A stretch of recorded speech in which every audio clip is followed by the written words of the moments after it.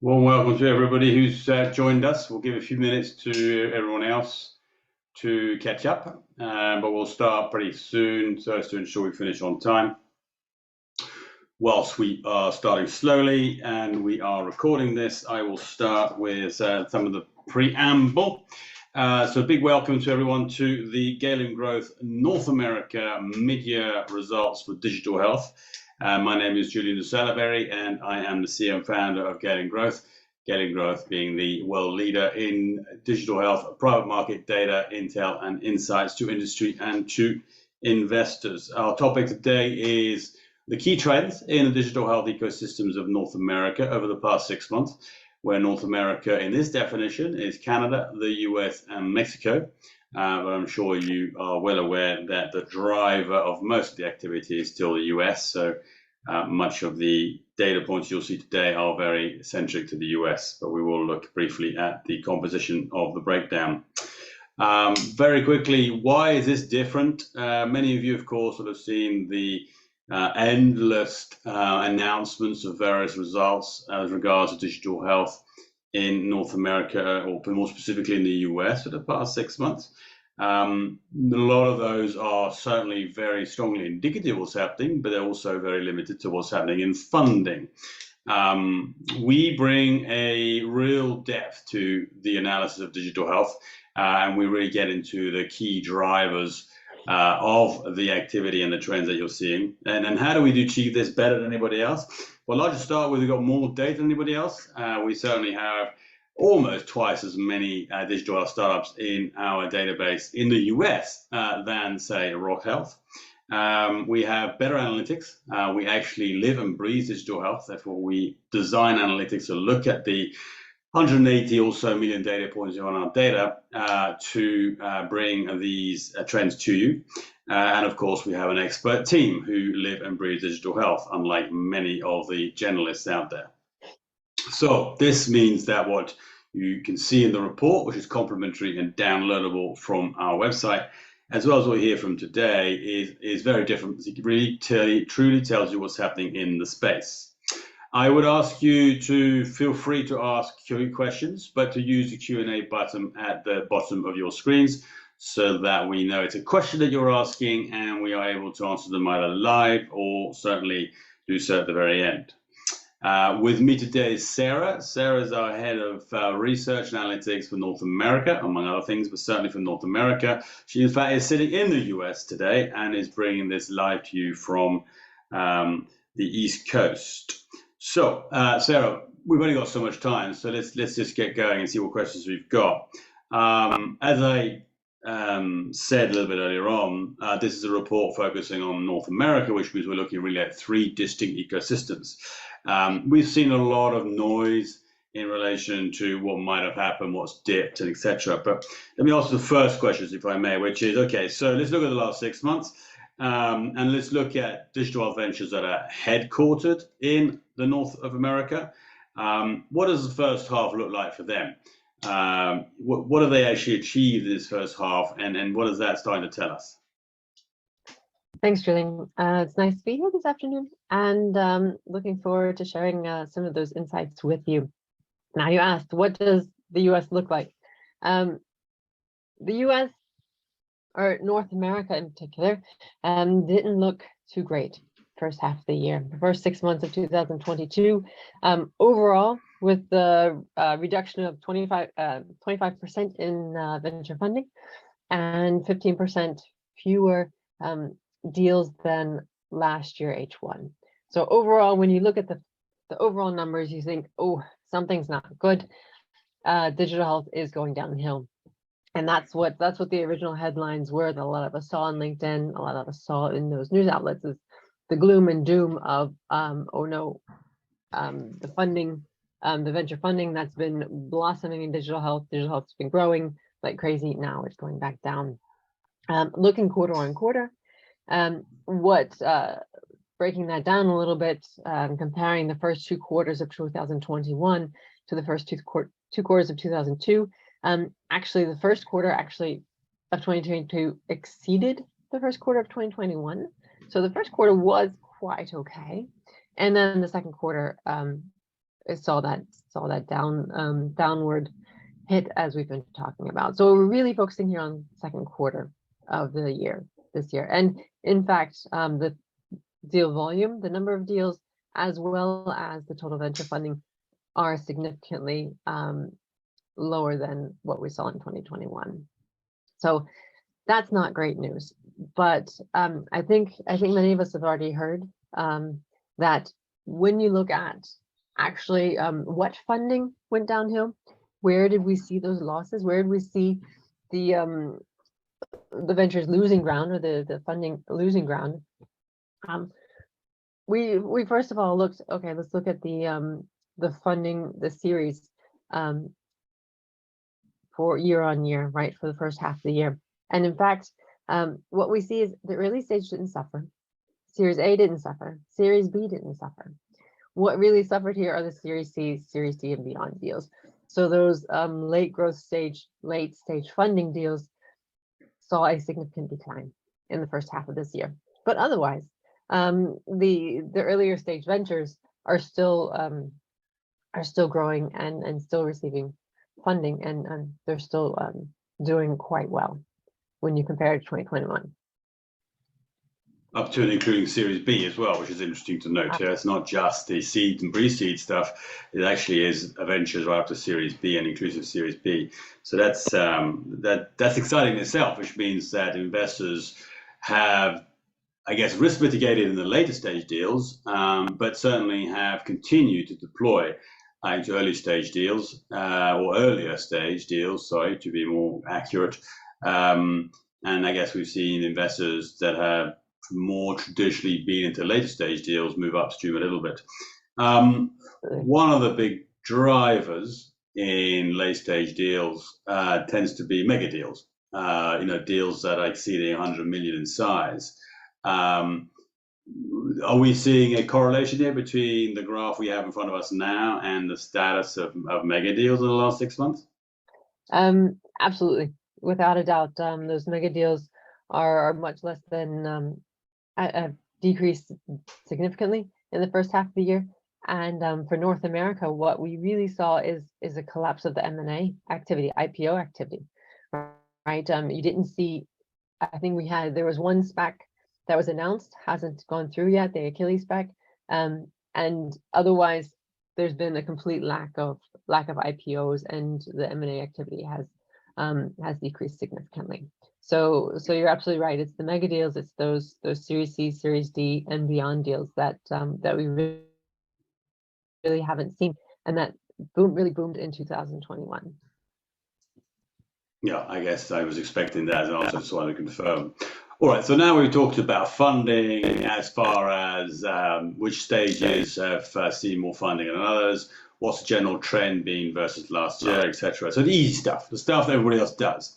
Let's get into the really interesting stuff, though, Sarah, the stuff that helps investors, people who really are asking the hard and the right questions around investors or around doing partnerships, and look at those pieces. So let me take you down a road of looking at therapeutic areas and looking at categories of digital health ventures.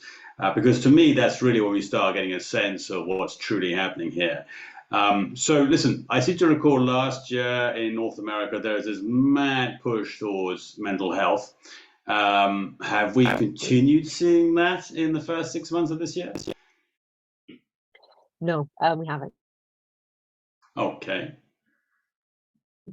If we look at that year on year, the H1 2021 compared to H1 2022, really the mental health frenzy, can I say, of last year has been lacking this year significantly, right? What we see is then again oncology coming into the first place as far as venture funding, and compared to last year, in fact, oncology has only seen a decrease of funding of 16%, whereas we've seen a decrease from H1 2021 to H1 2022 of minus 60% for mental health. So there is definitely kind of the investors coming back away from the big mental health, from the big, let's say, perhaps pandemic-induced funding that was going out in 2021, and kind of coming back to the roots of oncology, which was previously always on top, or for the last several years has been on top for North America, right? Many of the other therapeutic areas have also seen a decrease of around 60%, with nutrition also being at minus 66%. But like you said, that mental health, preventive health has unfortunately seen less funding first half of this year as they did last year, whereas oncology went back on top. That's the advantage. Of course, we can look at this type of therapeutic area with our data that we have in Health Tech Alpha, because we focus very much on digital health and can segment in this type of way. We also look at the products, what we call the health tech clusters or digital health clusters, and that's what's the graph on the right is the change in funding, right? The H1 year-on-year change in funding by health tech cluster, with the top. These are the top 5 therapeutic areas from, or excuse me, clusters from H1 2022 and H1 2021. What we see is, in fact, actually research solutions, the ventures that are focusing on solutions to help in pharma research, in medical device research, they actually they saw an increase of funding, right, from year on year. Slope that we saw in funding isn't uniform across all of digital health. It's really depending on where your therapeutic area is and what type of solution you're looking at. It changes, it varies greatly. And I'd like to add on top of that, if you look at the different solutions, right, the different health tech clusters, health management solutions being the IT backbone required for implementing digital health, right? Medical diagnostics only decreased by 5%, so there wasn't much of a change in medical diagnostics, and research solutions went up, whereas patient solutions, population health management, telemedicine all saw decreases. The very, what we saw is really here in the research solutions, medical diagnostics, the ventures requiring proof points, right? Requiring some sort of evidence they can show what they've done with their money, right? They have clinical, they've run clinical trials, they've have regulatory approvals, or they have significant amount of publications.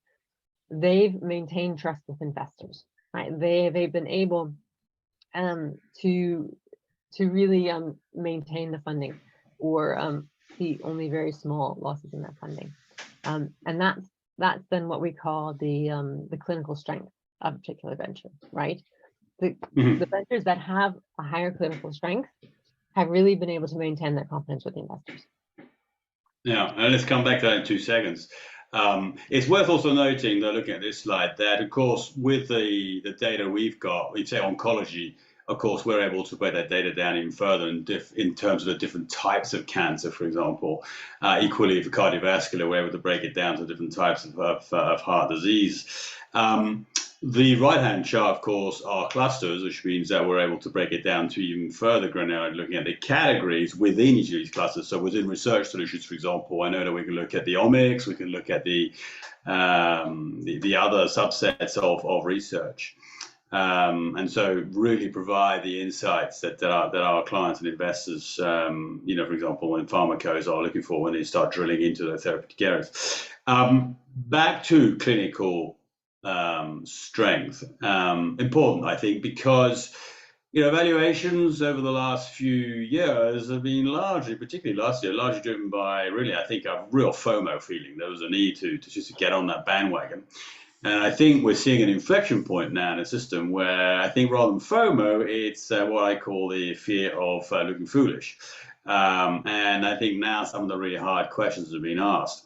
Now, I also smiled here because I've seen quite a lot of traffic out there in relation to the JMIR research in the US, looking at a sample of about 220 or so startups. So I was trying to look at a clinical robustness of ventures. I smile because, of course, we have looked at this data for some time now, and we tend to, we have called it clinical strength. So in North America, which of course has the US as its dominant player, it's a very vibrant space, it's attracted a lot of funding. The FDA has been very precocious when it comes to regulatory, etc. What does the clinical strength of these ecosystems look like, and why are we confident that what we're looking at is certainly more relevant than some of the other assessment of clinical robustness we've seen out there? It's a good question. I'm gonna skip over this. We can talk about this one. And the JMIR paper with the clinical strength assessment, I think, brought out a good point and a good way of evaluating ventures, in that really you have to in the areas that it's applicable. You really have to understand what has this venture brought to the table, right?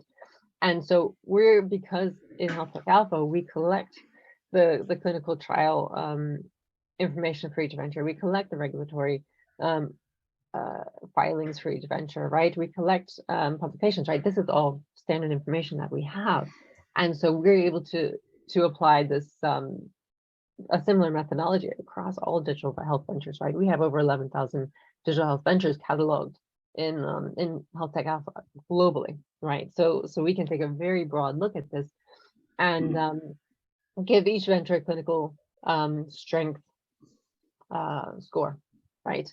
And that being the number of regulatory filings, the number of clinical trials, and peer-reviewed publications. That peer-reviewed publication is discounted by 50%. And with then look at across the globe, right? Excuse me, the number of ventures with clinical strength greater than 1, which means it has to have 1.5. Is the highest in the Middle East, right? Because we see those Israeli ventures really being quite strong with clinical strength, and North America takes second place, right? 14% of all digital health ventures in North America do have a clinical strength greater than 1, a significant clinical strength, which is a small percent, but we'll talk a little bit later about our taxonomy. It's quite a good number for North America. And as mentioned, this is then combined of clinical trials, regulatory filings, and peer-reviewed publications for North America, right? We can break that down, of course, by therapeutic area, with the top therapeutic areas having, of course, much more. Any venture that has a focus on particular therapeutic area, focus area has then a much higher clinical strength. You can see 38% of cardiovascular disease focused ventures have a clinical strength greater than 1, right? So as you go deeper into ventures that are really focused into a particular therapeutic area, that clinical strength tends to go up, right? Overall in North America, the number of ventures with clinical strength, well, you can see this histogram, right? Of course, many ventures don't have any clinical strength. Some don't require it, right? A telemedicine venture doesn't require clinical evidence, and that distribution as you go down the line. North American ventures tend to be very strong, but not quite as strong as the Middle Eastern ventures. I mean, that's the important thing to emphasize, really, isn't it? Is that not every single digital venture needs that level of clinical strength. Right. But when you do look at all the digital ventures out there, and therefore look at a full sample rather than a tiny sample, you do end up looking at a number that actually is still very small in relation to the total ecosystem. It absolutely is. And we've also looked at it not only by therapeutic area, but also by that digital health cluster. And we talked earlier about how some clusters are actually have increased funding, for example, and how that how clinical strength is becoming more and more important for ventures to attract funding and to maintain the confidence of investors. And if you recall, the medical diagnostics and the research solutions, so 2 of the top 4 here have in fact maintained quite strong funding over the past year, and those are the ones that end up on top for clinical strength, so that we really do see that correlation of investor confidence in the ventures with higher clinical strength. And like you mentioned, going down to, for example, population health medicine, health management, telemedicine, they have much lower critical strength scores because sometimes they just don't require it. Yeah. Okay. I mean, to me, it's a really interesting signal, I guess, of whether a venture is able to substantiate in a clinical way the claims they're making on their website, or they're making with payors, or they're making with patients. So I think we'll be watching this very carefully going forwards, and continuing to improve on this this analysis that we've been doing of ventures. So my entry into this particular conversation was about the fact that investors had started scrutinizing digital ventures a bit harder. Continuing with that theme in mind, and looking at the status of funding activity. At the beginning, you talked about ventures having slowed down in terms of total venture capital deployed. You certainly made a reference to where it was continuing to grow versus where it wasn't. What does that look like if you have a look at the rate at which digital ventures have been raising funding in the past, let's say 12 to 24 months? In other words, how much runway these guys got? Sure. I think that's a critical analysis that we did in this report, is understanding in a downturn, when we see less venture funding coming into the area, what does that actually mean, right, for the ventures themselves? And we looked at then the number of ventures in North America that have raised funding in the last 6 months, 12 months, 18 months, 30 months. And really what we saw is the early stage and Series A ventures, or the ventures that the last fundraise was in the early stage or Series A category. 41% of those ventures have raised in the last 12 months, right? So on the flip side, 59 ventures haven't raised anything. In those early stages, the raising funding, right, is critical for growth and critical for gaining a little bit of foothold, right? And that those numbers go down dramatically when you get into the growth stage and the late stages. And really we've seen, this 4%, only 4% of ventures have raised the late stage funding round in the last 12 months. Right, that's where we see the headlights coming out, right? Babylon has had to cut, make big cuts in their employees.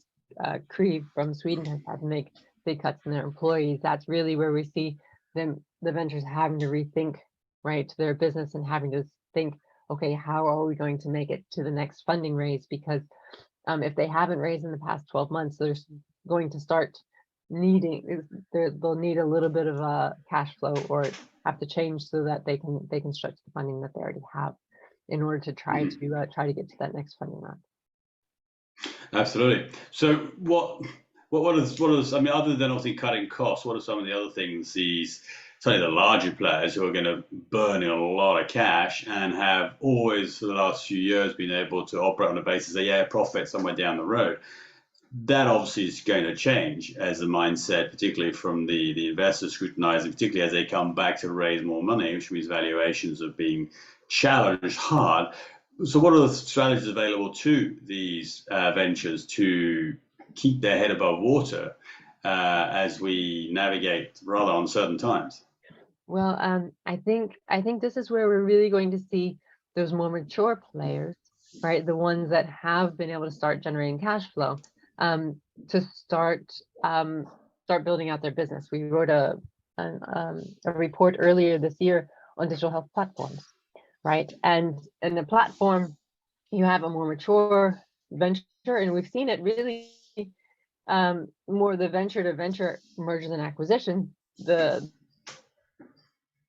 The later stage more mature ventures start buying up the younger stage ventures, start buying up the ventures and acquiring ventures that perhaps are low on cash flow in order to build out their capability and build that digital health platform. So it's really a perfect storm, right, for the emergence of digital health platforms coming into the ecosystem, where where one particular entity, one platform, can really cover that end-to-end patient journey, or a larger swath of the patient journey, and therefore make a more attractive opportunity, or a more attractive solution that's more end-to-end, and not just all the little point solutions that we've been seeing so far in digital health. Right, so that's the merger, that's the acquisition opportunity that we see here when a venture runs low on cash flow. Yeah, I think you're right. I think we will see more M&A going forwards in the next 6 or 12 months as these business models start evolving. I'm conscious of time though, Sarah. So scaling is achieved through funding. We talked about that. We talked about the general health side of the funding of some of these ventures. But one of the other key drivers, of course, is partnerships. Building the right partnerships, either with each other or with large corporations. Has that been impacted much by the headwinds that we've seen in the last 6 months? In North America, of course. We do look at the partnerships, and in fact, the number of partnerships has decreased significantly, which is a bit surprising, because I would expect the ventures to go searching for partnerships when they when perhaps venture funding isn't coming in. But so there has been a decrease in the partnership activity the first half of this year, but okay. What you see is North America still clearly remains on top, right? The ventures in North America do have much more opportunity to partner with anyone across the ecosystem. In the US, a lot of it is with health systems, with universities, hospitals, also with big corporates, medical device companies, big pharma companies, biotech companies, right? In order to work together to bring solutions onto the market. And the top remains in North America, the ventures with the health management solutions and the patient solutions.